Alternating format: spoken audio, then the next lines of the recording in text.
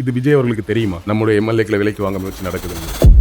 தெரிஞ்சிருந்துச்சுன்னா நானே போய் ரகசியமாக சொல்லியிருப்பேன்ல. அவருக்கு தெரியவில்லை. சுற்றி இருக்கும் அதிகாரிகளும் இந்த ஆட்சி போக வேண்டும் என்று தானே நினைக்கிறார். இப்போ விஜய் வந்து பண்ணிக்கிட்டு இருக்கிறது இப்படியே நாம ஆயிடுச்சுன்னா இதுக்கு ஜனங்க பழகிட்டாங்கன்னா இன்னைக்கு எம்எல்ஏங்க காசு வாங்க மாட்டாங்க. அதிகபட்சம் அவங்களுக்கு காசை விட ரீல்ஸில் தான் ஆசை அதிகமாக இருக்குது. நாளைக்கு ஒரு வருஷம் கழிச்சு வர்ற ஒரு மோட்டர் வெஹிக்கிள் இன்ஸ்பெக்டர் எப்போ லைசன்ஸுக்கு ஒரு 500 எடுப்பான்னு கேட்டேன். என்னையா போன வாரம் வரைக்கும் வாங்கல, இன்னும் புதுசாக லஞ்சம் கேட்குறேன் ராஸ்கல் அப்படின்ட்டிங்கன்னா எளிமையாக ஒரே ஒரு கேள்வி கேட்குறேன். திமுக அதிமுகவில் இருக்கக்கூடிய அரசியல்வாதிகளின் எதிர்காலம் என்ன? அவர்களோட எதிர்காலம் கேள்விக்குறீங்க. ஊழல் தாங்க வருமானம். ஸ்டாலின் அவர்கள் போன வாரமோ என்னமோ நினைக்கிறேன், ஒரு திருமணத்தில் போய் பேசும்போது தன்னை பற்றி என்ன செய்தி வருதுன்றதை முதல்வர் விஜய் படிக்கணும். நீங்கள் படிச்சிங்களா? இதெல்லாம் தாண்டி என்கிட்டே சொல்றாருங்க. ஜூன் 2023 சந்திச்சப்போ என் சக்திக்கு மீறி உழைக்கிறேன், உங்களை மாதிரி ஆளுங்க தான் குறை சொல்லிட்டே இருக்கீங்க. நான் இவர்கிட்ட என்ன பேசுறதுன்னு ஆயிடுச்சு.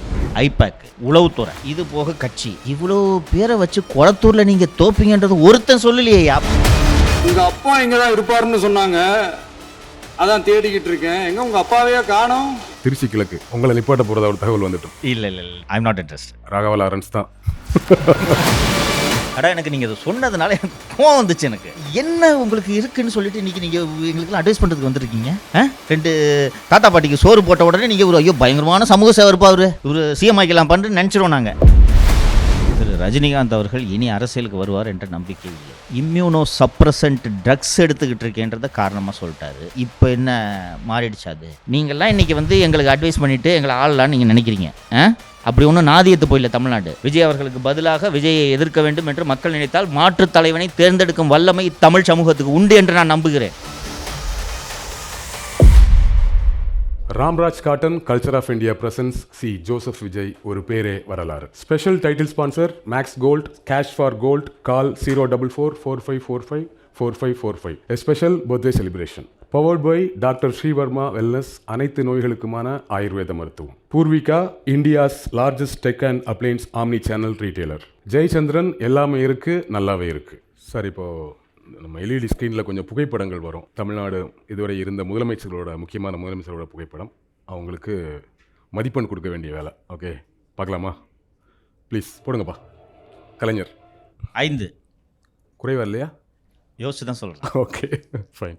அடுத்த புகைப்படம் எம்ஜிஆர் அவர்கள் 6. சரி, இப்போ அவருக்கு 5 சொல்லிட்டு நான் ரீசன் கேட்குற ஐடியாவில் இல்லை. பட் அவருக்கு 5 இவருக்கு 6ங்கிறதுனால அவங்க பார்க்குறவங்களுக்கும் புரிஞ்சுக்கணும். ஏன் அவருக்கு 5 ஏன் இவருக்கு 6 என்னன்னா, நன்றாக நீங்கள் கவனித்து பார்த்தீர்கள் என்றால் திராவிட முன்னேற்ற கழகம் கூட்டணி இல்லாமல் எந்த தேர்தலிலும் வெற்றி பெற்றதில்லை. அதுக்கு என்ன காரணம்னா, பெரும்பான்மை மக்கள் வாக்களித்தது இவர்களின் அறிவுக்காக. அந்த அறிவை பயன்படுத்தி நம்மளெல்லாம் ஏமாத்திருக்காங்கன்ட்டு தான் நான் திமுக அரசை நான் பார்க்குறேன்.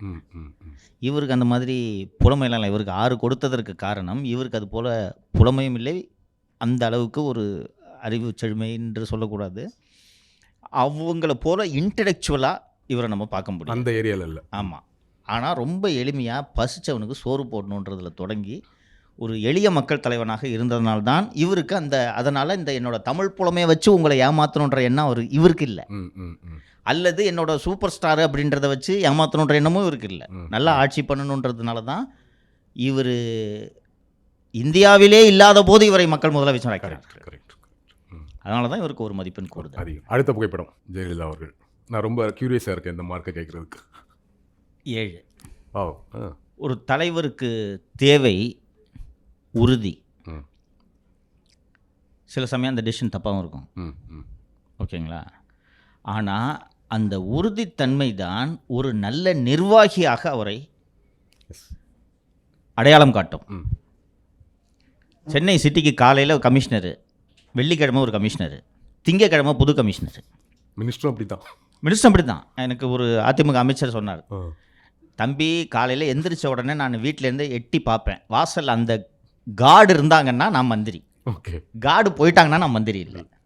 இந்த அன்சர்டனிட்டி இருந்ததுனால தான் பயத்தோடு வேலை பார்த்தார்கள் அதிகாரிகளுக்கு. இந்த வெள்ளிக்கிழமை ஒரு கமிஷனரு, திங்கக்கிழமை புது கமிஷனருன்றது எல்லா அதிகாரிக்கும் தெரிஞ்சதுனால நான் பண்ணுற தப்பை யாராவது சொல்லிடுவான், சொன்னேன்னா என் பதவி நிரந்தரம் இல்லை.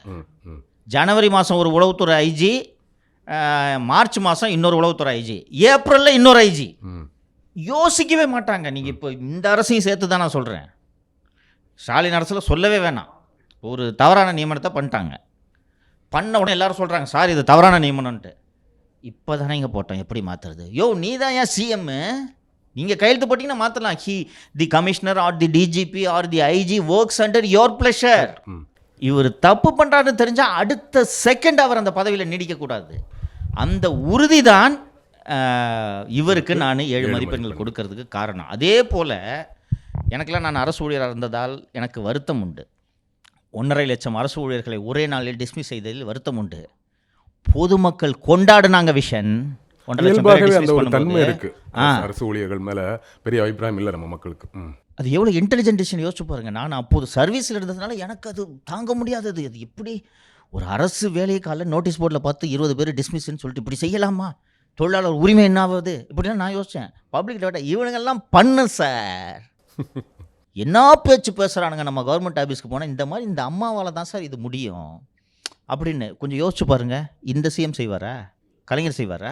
இல்லை, யாரும் செய்ய முடியாது. யாருமே செய்ய முடியாது. இந்தியாவில் வேற இன்னொரு லீடர் செய்ய மாட்டாங்க. இந்தியாவில் யாருமே பண்ணது இல்லைங்க. இதோட மோசமான ஸ்ட்ரைக் நடக்கும்போது தான் கெஞ்சுவாங்க போய் பஸ் வந்துருங்க பஸ் இருந்தாங்க. அதனால தான் உங்களுக்கு 7 மதி. அடுத்த புகைப்படம் ஸ்டாலின் அவர்கள். 2 ரொம்ப கடுமையாக இருக்கும் உங்களுக்கு. என்ன நடக்குதுன்னே தெரியாத ஒரு முதலமைச்சர் நாட்டுக்கு ஆபத்துங்க. ரொம்ப மனவேதனையோடு சொல்கிறேன் நான். குறைஞ்சது எதுவும் போன வாரமோ என்னமோ நினைக்கிறேன், ஒரு திருமணத்தில் போய் பேசும்போது தன்னை பற்றி என்ன செய்தி வருதுன்றதை முதல்வர் விஜய் படிக்கணுன்றாரு. நீங்கள் படிச்சிங்களா? நான் யூடியூப்பில் விடிய விடிய பேசிக்கிட்டு இருந்தேன். தினமலரில் டெய்லி 4 நியூஸ் போட்டுக்கிட்டு இருந்தாங்க. இது போக சில ஊடகங்கள் சொல்லி கொண்டிருந்தன.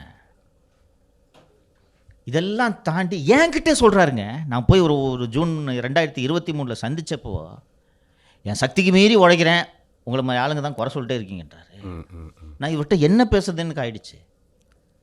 அப்போ இது ரொம்ப ஆபத்து. ஒரு நாட்டோட அரசன் என்ன நடக்குது, நாட்டு மக்கள் சாப்பிட்டாங்களா கொண்டாங்களா நல்லா இருக்காங்களான்றதே தெரியாமல் வாழ்கிறதுன்றது ரொம்ப ஒரு தவறான விஷயம். கொஞ்சம் யோசிச்சு பாருங்க. பெண்ணு popular empowerment network, show time, Robin சர்மாவோட ஷோ டைம், ஐபேக்கு, உளவுத்துறை, இது போக கட்சி, இவ்வளோ பேரை வச்சு குளத்தூரில் நீங்கள் தோப்பீங்கன்றது ஒருத்தன் சொல்லலையே. அப்போ தெரியுதா? அதற்குத்தானே இவருக்கு 2 மதிப்பெண். அடுத்த புகைப்படம் இருக்குதா? பிரதமர் இருக்காங்களா அந்த லிஸ்ட்டில்? 6. இவர் மீது எனக்கு 100 விமர்சனங்கள் உண்டு. வெளியுறவு கொள்கையில் முழுமையான தோல்வி, இது போல பல விமர்சனங்கள் உண்டு. ஆனால் தேர்தலில் வெற்றி பெறுவதில் இவரை போன்ற நிபுணர்கள் யாரும் எலெக்ஷன் பாலிடிக்ஸில் ஸ்ட்ராங். அண்ட் நம்ம கடுமையாக விமர்சனம் செய்கிறோம். இவர்களின் மதவாத அரசியலை எதிர்த்து பேசுகிறோம், விமர்சனம் செய்கிறோம். 2014 எனது நண்பர் உத்தரப்பிரதேசத்தில் ஐபிஎஸ் அதிகாரியாக பணியாற்றினார். அவரோடு சென்று நான் 10 நாட்கள் தங்கியிருந்தேன். அவர் அஃபிஷியல் மீட்டிங்கு போகும்போது கூட ஆர்ம்டு கார்டை போட்டு என்ன போய் ஊரை போய் சுற்றி பார்த்துட்டு அனுப்புவார். அங்கே அந்த ஊரை சென்று சுற்றி பார்த்தபோது எனக்கு மனதில் வந்த முதல் விஷயம், இவர்கள் 30 ஆண்டுகள் தமிழகத்தை விட பின் தங்கி இருக்கிறார்கள். நேஷனல் ஹைவேஸே கிடையாது. அந்த கிராமங்கள்லாம் இப்போ நம்ம தமிழ்நாட்டை பார்த்தீங்கன்னா கிராமங்கள்லாம் உள்ள சிமெண்ட் ரோடு, சின்ன சந்துக்குள்ள சிமெண்ட் ரோடு இருக்குது. எப்போ வந்துச்சு அதெல்லாம்? ஆமாம், பெரிய பெரிய ஊருக்கே ரோடு கிடையாது. அண்ட் என் ஃப்ரெண்டு போலீஸ் ஆஃபீஸராக இருக்கிறதுனால அவர் சொன்னார், அந்த மாவட்டத்தில் கிட்னாப் ஒரு இண்டஸ்ட்ரி.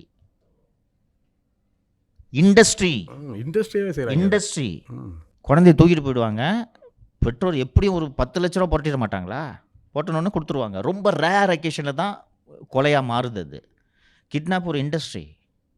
ஏன்னா எல்லாரும் துப்பாக்கி வச்சுருக்காங்க. நாங்கள் ஒரு சேவையாக செய்கிறங்கிற மாதிரி தொழிலாகவே செய்கிறாங்க. நான் சமீபத்தில் இந்த கும்பமேளாவுக்கு சாலை மார்க்கமாக நான் உத்தரப்பிரதேசம் சென்றிருந்தேன். சாலைகள் தலைகீழாக மாறி இருக்கின்றன. நமக்கு இந்த புல்டோசரை வச்சு இஸ்லாமியர்கள் வீட்டை அடிக்கும்போது எனக்கெல்லாம் கடும் கோபம் வருது. இன்ஃப்ராஸ்ட்ரக்சர் முன்னேறி, இதனால தான் திருப்பி செய்கிறாங்க. புரியுது. ஏதோ ஒரு வகையில் ஒரு முன்னேற்றம் நடந்துட்டு இருக்கு. சமாஜ்வாடி ஆட்சி இருந்தது, பகுஜன் சமாஜ் ஆட்சி இருந்தது. ஆனால் அந்த ஆட்சி காலங்களில் இந்த உட்கட்டமைப்பையோ மக்களின் வாழ்க்கையோ மேம்படுத்த அவர்கள் எதுவுமே செய்யவில்லை. இந்த கடைசியாக இந்த யூபியில் பிஜேபி அரசு வருவதற்கு முன்பு வரை நம்மளோட ஓமந்தூரார் மாதிரி சூப்பர் ஸ்பெஷாலிட்டி ஹாஸ்பிட்டல் அவ்வளோ பெரிய மாநிலத்தில் 2 என்னமோ தான் இருந்துச்சு. மொத்தமே எவ்வளோ பெரிய ஊர். 80 மக்களவை தொகுதிங்க. அப்போ எவ்வளோ பெருசுன்னு கணக்கு போட்டுக்குங்க. அதானே பெரிய தொகுதி ஓவராலாக இந்தியாவில். நமக்கு கிட்டத்தட்ட மாவட்டத்துக்கு மாவட்டம் நமக்கு ஹெட் குவார்டர் இது ஹாஸ்பிட்டல் இருக்குது. சூப்பர் ஸ்பெஷாலிட்டி 4-5 வச்சுருக்கோம் நம்ம. ஒட்டுமொத்த மாநிலத்துக்கு 1-2 தாங்க சூப்பர் ஸ்பெஷாலிட்டி ஹாஸ்பிட்டலு. இன்னைக்கு இதெல்லாம் பண்ணுறாங்க, அதனால ஜனங்க ஓட்டு போடுறாங்க. Okay okay fine. இன்னொன்று சாமர்த்தியம் தான் காங்கிரஸ் கட்சி வீழ்த்துட்டான். அடுத்த ஃபோட்டோ எடப்பாடி அவர்கள். 5 என்னன்னா, இவர் நெடுஞ்சாலை மற்றும் பொதுப்பணித்துறை அமைச்சராக இருந்ததை தாண்டி பெரிய நிர்வாகி அல்ல. ஒரு ஒரு விபத்தில் வந்து இவர் முதலமைச்சராகிறாரு, கற்றுக்கிட்டாரு. ஆஃபீஸர்ஸ் வந்து இவருக்கு தெரியாதுன்னு நினச்சிக்கிட்டு, விஷயத்தை சொல்லிடுறேன்.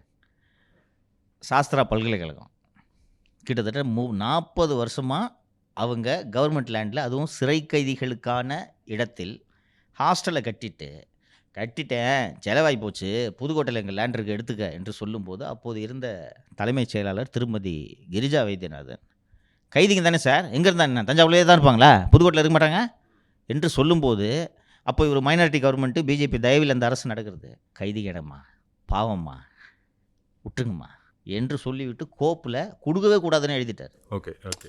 இதெல்லாம் நான் ஒரு நல்ல கூறுகளாக பார்க்கிறேன். இதே போல் சென்னை கிண்டியில் ஒரு அரசுக்கு, தமிழகத்தின் தொழில்துறைக்கு சொந்தமான ஒரு பேட்ச் மவுண்ட் ரோட்லேயே இருக்குது, அந்த லேண்டு இருக்குது. அதான் அந்த ரிலையன்ஸ் நிறுவனம் எங்களுக்கு கொடுத்து விடுங்கள், எவ்வளோ பணம் வேணுமோ நாங்கள் தர்றோம் என்று சொல்கிறார்கள். பிஜேபியிடமிருந்து அவ்வளவு அழுத்தம் கொடுக்கறதுக்கு. ஒரு வாட்டி கேட்குறாங்க, இல்லை தம்பி முடியாதுன்றாரு. 2 வாட்டி கேட்குறாங்க, 3 வாட்டி கேட்குறாங்க, 4வது வாட்டி தம்பி முடியாதுன்னு சொல்லுப்பா, என்ன ஜெயிலுக்கு போக சொல்கிறியா என்று மறுத்தார். இதனாலெல்லாம் வந்து இவருக்கு நான் 5 மதிப்பெண். அடுத்த புகைப்படம் 4 விஜய் அவர்கள். 4 நிறைய நல்ல விஷயம் பேசுனீங்க, மதிப்பெண் குறைவாக கொடுத்துருக்கீங்க. 1 மாதம் தாங்க இருக்குது. ஓகே. நல்ல விஷயங்களே செய்கிறார். நீங்களே கேட்டது தான், இது தொடருமா? இன்றைக்கி எம்எல்ஏங்க காசு வாங்க மாட்டாங்க. அதிகபட்சம் அவங்களுக்கு காசை விட ரீல்ஸில் தான் ஆசை அதிகமாக இருக்குது. இன்றைக்கி காசு வாங்க மாட்டாங்க, ரீல்ஸ் போட்டுட்டு இருக்கிறாங்க. இதை நீட்டிக்கணும்ல. ஸோ 1 மாதம்தான் இருக்குது. அதனால் நான் வந்து இவருக்கு அதிக மதிப்பெண்ணை அள்ளித்தர விரும்பவில்லை.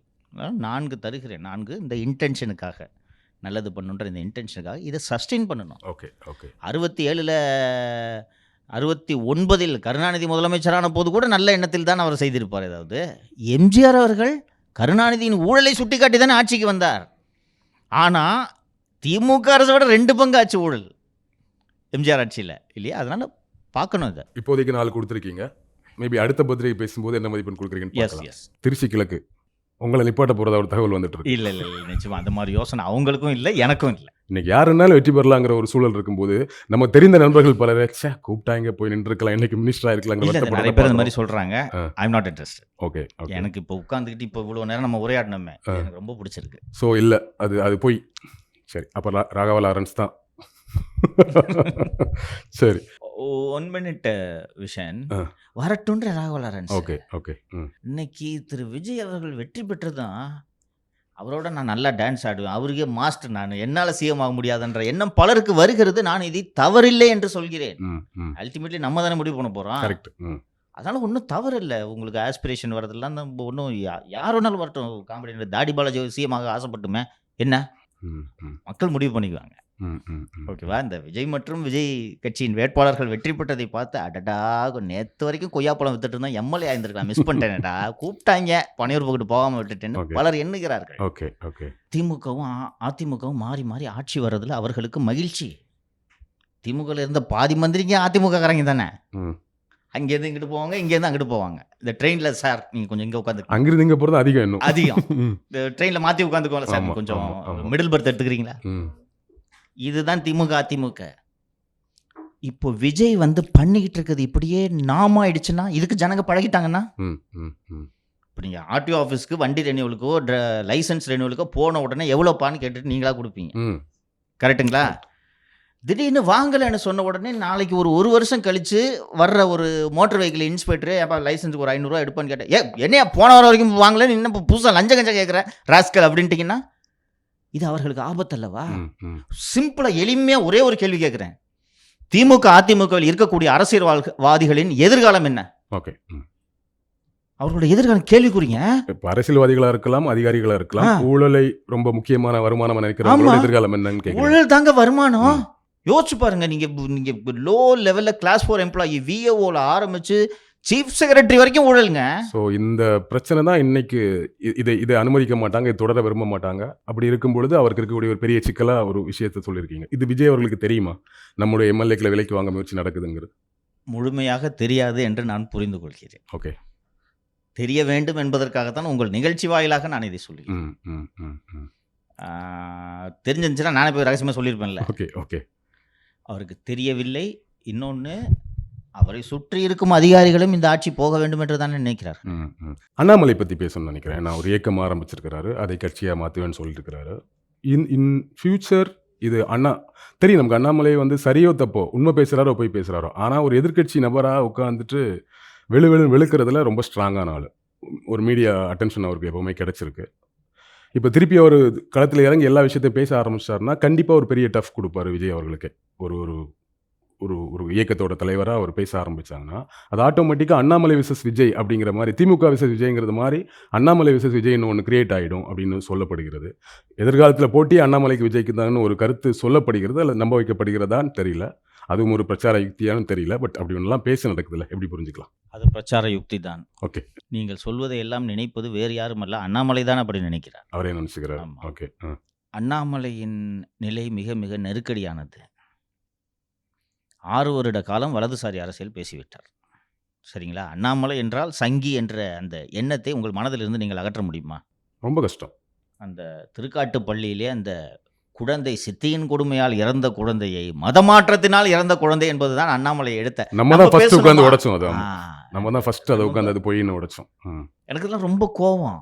எனக்கு என்னடா படிச்ச ஐபிஎஸ் அதிகாரி போய் இப்படி பேசிட்டு இருக்காருன்னு எனக்கு மனசுக்குள்ள ரொம்ப வருத்தம். அதற்கு பிறகு அவர் தொடர்ந்து பிஜேபியின் சித்தாந்தங்களை உயர்த்தி பிடித்து கொண்டிருந்தார். சரிங்களா? இன்னைக்கு வெளியில வந்துட்டாரு. நீங்க தான் அண்ணாமலை, உங்ககிட்ட கேட்குறேன் திரு விஷன், உங்க பாலிசி என்ன, பிரின்சிபல் என்ன? தமிழ் தேசிய அரசியலா? எந்த பாலிசியும் தமிழ்நாட்டில் திராவிட பேச முடியாது. எல்லா பாலிசியும் ஃபீல்டு. அப்போ என்ன எடுக்க போறீங்க நீங்க? மீண்டும் வலதுசாரி அரசியல் எடுத்து அதுக்கு ஏற்கனவே நயினார் அண்ணன் இருக்காரு, முடியாது, பண்ணையார் இருக்காரு, நான் பண்ணையாருக்கு ஓட்டு போட்டு போயிடுறேன்னு சொல்லுவேன். அண்டு தமிழ் தேசிய அரசியல் எடுத்தாருன்னா அண்ணன் ஒருத்தர் அங்கே, அவரும் பனையூரில் தான் இருக்காரு, அந்த ஏரியாவில் தான் இருக்காரு அண்ணன். அவர் தம்பி என் ஏரியா போயிட்டு வராதுன்னு. இப்போ என்ன பேச போறீங்க? வலதுசாரி அரசியலை எதிர்த்து பேசுவது எடுபடும். அப்போ 6 வருஷமாக அதை தாங்கி பிடித்து கொண்டு இருந்துவிட்டு மாநில தலைவர் பதவி கொடுக்கவில்லை என்றதும் உங்களுக்கு வலதுசாரி அரசியல் கசக்கிறதா என்ற கேள்வி எழும். இன்னொன்று, வலதுசாரி அரசியலை எதிர்த்து பேசுகிற திமுக இருக்காங்க, பிசிக இருக்காங்க, கம்யூனிஸ்ட் ரொம்ப ஸ்ட்ராங், அவங்களோட ஸ்ட்ராங்காக பேசுகிற முடியாது. அங்கே இன்னும் சொல்ல போனோன்னா அங்கே சுத்தமாக ஸ்பேஸ் இல்லை. ஆமாம், அது பேசவே முடியாது. ரொம்ப ஸ்ட்ராங்காக பேசுகிறவங்க இருக்காங்க. இன்னொன்று, தமிழகத்தில் பெரும்பான்மைக்கு அந்த கருத்தோட்டம் தான். ஆமாம். அப்போ அங்கே போய் நீங்கள் உங்களுக்கு ஸ்பேஸ் இல்லாமல் நீங்கள் உங்களுக்கு இடமே இல்லை. அண்ட் இன்னொன்று, 6 வருடமாக ஒரு சித்தாந்தத்தை பேசிவிட்டு நேர் எதிரான சித்தாந்தத்தை நீங்கள் கையில் எடுப்பது என்பது அத்தனை எளிதல்ல. எடுத்தோன்னு ஃப்ளாப் ஆகிடுவீங்க. ரொம்ப வேகமாக 18 லட்சம் பேரை சேர்த்துட்டு கம்முன்னு இருக்கார். ஒரு வாரமாக மாடு கூட பேசின்னு இருக்கார், பார்த்தீங்களா? அதனால லெட் ஹிம் ஸ்டார்ட்ன்றேன். But his position very precarious. And வலதுசாரி அரசியலை ஒருவேளை அவர் எதிர்த்தால் பல்வேறு விவகாரங்கள் டெல்லியிலிருந்து பொதுவெளிக்கு வரும். அந்த பர்சனல் இஷ்யூஸ் வேற இருக்கு அவருக்கு. இருக்கு. ஓகே. அண்ட் திரிணாமுல் காங்கிரஸ் எல்லாம் பிஜேபி என்ன பண்ணாங்கன்றதை நீங்கள் பார்த்துக்கிட்டு இருந்திருப்பீங்க. இவர் தனி நபர். எளிமையாக சொல்கிறேன், அவர் அவசரப்பட்டார்னு எனக்கு. ஓகே. ஸோ அது எந்த காலத்திலும் விஜய் விசஸ் அண்ணாமலை அப்படிங்கிறதுலாம் இங்கே உருவாகாது. இம்பாசிபிள். அண்ணாமலை இயக்கத்தை தொடங்குற அன்னைக்கே லதா ரஜினிகாந்த் அவர்களும் ஒரு இயக்கத்தை தொடங்கிட்டாங்க. ஒரு நியூஸாக பார்த்தோம். இயல்பாகவே ரஜினி அவர்கள் வந்து அவர் சொல்கிறார், நான் அன்றைக்கி வந்திருந்தா ஜெயிச்சிருப்பேன், 2011 வந்திருந்தா, 2001 வந்திருந்தா சிஎம் ஆயிருப்பேன்னு சொல்கிறார் இல்லையா? ஏதோ ஒரு வகையில் மிஸ் பண்ணிட்டாருன்னு கூட வச்சுக்கலாம். எப்படி புரிஞ்சுக்கிறது இப்போ அவங்க லதா அவர்கள் அந்த இயக்கத்தை ஆரம்பிச்சிருக்கிறது? ஒருவேளை இந்த சூழல் ஏதோ ஒரு பாசிட்டிவ் சைன் அவருக்கு கொடுக்குதா? நம்ம இன்னைக்கு வந்திருந்தா கூட இந்த மக்கள் இவ்வளோ பேர் 35% விஜய்க்கு ஓட்டு போட்டிருக்காங்க, நமக்கு போட மாட்டாங்களாங்கிற மாதிரி ஒரு எண்ணத்தை கொடுத்துருக்கா? ஒருவேளை வரன்னு நினச்சி அவருக்கு ஏதாச்சும் பாசிட்டிவான விஷயங்கள் நடக்குமா, இல்லை நினைக்கிறாரா? எப்படி புரிஞ்சுக்கிறது? திரு ரஜினிகாந்த் அவர்கள் இனி அரசியலுக்கு வருவார் என்ற நம்பிக்கை இல்லை. ஏனென்றால் கடைசியாக அவர் நான் அரசியலுக்கு வரப்போவதில்லை என்று அறிவித்த போது அவர் சொன்ன காரணத்தை நாம் கவனத்தில் கொள்ள வேண்டும். எனக்கு உடம்பு சரியில்லை, நான் உறுப்பு மாற்று அறுவை சிகிச்சை செய்திருக்கிறேன், இம்யூனோ சப்ரசன்ட் ட்ரக்ஸ் எடுத்துக்கிட்டு இருக்கேன்றத காரணமாக சொல்லிட்டாரு. இப்போ என்ன மாறிடுச்சு அது? மாறாது. ஆமாம். எதை பற்றி கேட்டாலும் என் மனதில் இருப்பதை அடுத்தவர் மனது புண்படுமே என்றெல்லாம் யோசிக்காமல் இருப்பதை அப்படியே பேசுவேன் என்றது உங்களுக்கு இத்தனை வருஷமாக என் கூட பழகுற திரு விஷன் அவர்களுக்கு தெரியும். திருமதி லதா ரஜினிகாந்த் அவர்களை பற்றி கேட்டீர்கள். அவரது திருமதி லதா அவர்களின் இந்த முயற்சி திரு ரஜினிகாந்த் அவர்களுக்கு தெரியுமா, அவருக்கு சம்மதமா என்பதே கேள்விக்குறி. ஓ ஓ புரியுதுங்களா? அதனால் நீங்கள் இதை ரெண்டையும் மிக்ஸ் பண்ணாதீங்க. ஓகே. என்னை தொடர்படுத்த வேண்டியது இல்லை. திரு விஜய் அவர்களுக்கு ஜெயிச்ச உடனே ஒரு படத்தை 2 பேருக்கு வித்த உங்களுக்கெல்லாம் எங்களை வழிநடத்தணும்னு ஆசை வந்துருச்சுன்னு எனக்கு உள்ளபடியே வேதனையாக இருக்குது. நான் திருமதி லதா ரஜினிகாந்தை தான் சொல்கிறேன். உச்சநீதிமன்றம் வரைக்கும் போய் சாயங்காலம் 4 மணிக்குள்ளே பணத்தை கட்டுறீங்களா இல்லையான்னு சொல்லிட்டு உச்சநீதிமன்றம் கெடு வித்தது ஞாபகம் இருக்கா? கர்நாடகா காவல் நிலையத்தில் புகார் அளித்து எஃப்ஐஆர் போடப்பட்டது. அவர் ஷபீர் பிரேக் பண்ணார்னு நினைக்கிறேன். அப்புறம் நேஷனல் மீடியா எல்லாமே கவர் பண்ணிட்டாங்க. கோச்சடையான் படம் எடுத்துக்கிட்டு இருக்காங்க. எடுக்கும்போது ஒருத்தனுக்கு 5 கோடிக்கு வித்துட்டாங்க. எடுத்து முடிச்சுட்டு இன்னொருத்தனுக்கு 5 கோடிக்கு விற்கிறாங்க. நீங்கள் என்ன தான் சூப்பர் ஸ்டார் ஒய்ஃபாக இருந்தாலும் 5 கோடி பரவாயில்ல, பாவம் வச்சுக்கிட்டோம் அப்படின்னு விட்டு போயிடுவாங்களா? பிஸ்னஸ் ஆகுது. சுப்ரீம் கோர்ட்டுக்கு போய் 4 மணிக்குள்ளே கட்டுறீங்களா இல்லையா, 4 மணி வரைக்கும் டைம் கட்டுறீங்களா இல்லையா, இப்படி உத்தரவு போட்டது உச்சநீதிமன்றம். அதுக்கு பிறகு ஆழ்வார்பேட்டையில் ஒரு சென்னை கார்பரேஷன் கடை வாடகை கொடுக்கல, தெரியுமா? ஞாபகம் இருக்கா? நீங்கள்லாம் இன்னைக்கு எங்களுக்கு அட்வைஸ் பண்ணிட்டு எங்களை ஆளலான்னு நீங்கள் நினைக்கிறீங்க. அப்படி ஒன்றும் நாதியத்து போயில தமிழ்நாடு. புரியுதுங்களா? விஜய் அவர்களுக்கு பதிலாக விஜயை எதிர்க்க வேண்டும் என்று மக்கள் நினைத்தால் மாற்றுத் தலைவனை தேர்ந்தெடுக்கும் வல்லமை தமிழ் சமூகத்துக்கு உண்டு என்று நான் நம்புகிறேன். நீங்கள் அதனால தான் நீங்கள் சொன்ன ராகவா லாரன்ஸ் ஆகட்டும், திருமதி லதா ரஜினிகாந்த் ஆகட்டும், யாராக வேணா இருக்கட்டும், நீங்கள் வாங்க, நாங்கள் முடிவு பண்ணிக்கிறோம். ஓகே. அடா எனக்கு நீங்கள் இதை சொன்னதுனால எனக்கு கோவம் வந்துச்சு. எனக்கு பார்த்தேன் என்ன உங்களுக்கு இருக்குன்னு சொல்லிட்டு இன்னைக்கு நீங்கள் எங்களுக்கெல்லாம் அட்வைஸ் பண்ணுறதுக்கு வந்துருக்கீங்க. 2 தாத்தா பாட்டிக்கு சோறு போட்ட உடனே நீங்கள் ஒரு ஐயோ பயங்கரமான சமூக சேவை இருப்பா அவரு, இவர் சிஎம் ஆக்கலாம் பண்ணுன்னு நினச்சிருவோம் நாங்கள். அப்படி தானே? புரிகிறது, கோவம் புரிகிறது. Cool. Ramraj cotton culture of India presents C Joseph Vijay ஒரு பேரே வரலாறு. Special title sponsor Max gold, cash for gold, call 04445454545. A special birthday celebration. Powered by doctor Srivarma wellness, அனைத்து நோய்களுக்குமான ஆயுர்வேத மருத்துவம். Poorvika, India's largest tech and appliances omni channel retailer. Jayachandran, எல்லாமே இருக்கு, நல்லாவே இருக்கு.